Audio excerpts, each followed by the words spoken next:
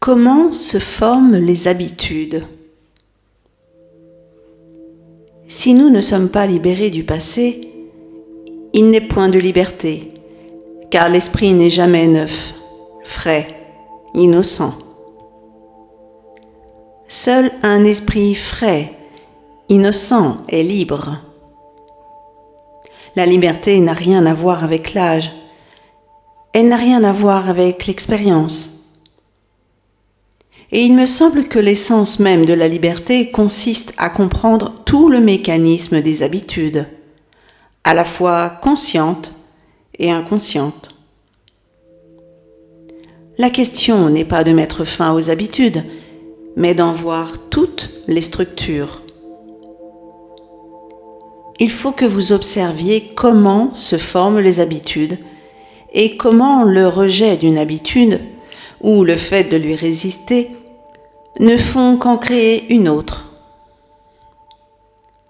L'essentiel est d'être parfaitement conscient de l'habitude. Alors, ainsi que vous le constaterez vous-même, il ne se forme plus d'habitude. La résistance, l'opposition ou le refus n'ont pour effet que de donner une continuité aux habitudes. Lorsque vous luttez contre l'une d'elles, vous lui donnez vie, et cette lutte même devient une nouvelle habitude. Mais si vous avez simplement conscience de l'ensemble des structures de l'habitude, sans résistance, vous découvrirez alors qu'il est possible de s'en libérer, et cette liberté débouche sur quelque chose de neuf. Seul un esprit émoussé, assoupi, se crée des habitudes et s'y accroche.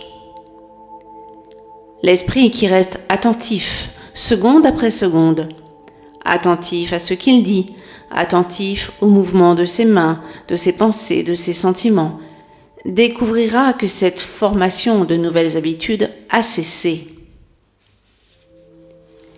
Il est capital de comprendre cela, car tant que l'esprit s'efforce de dérompre ses vieilles habitudes, en créant de nouvelles par ce processus même, il ne peut évidemment jamais être libre.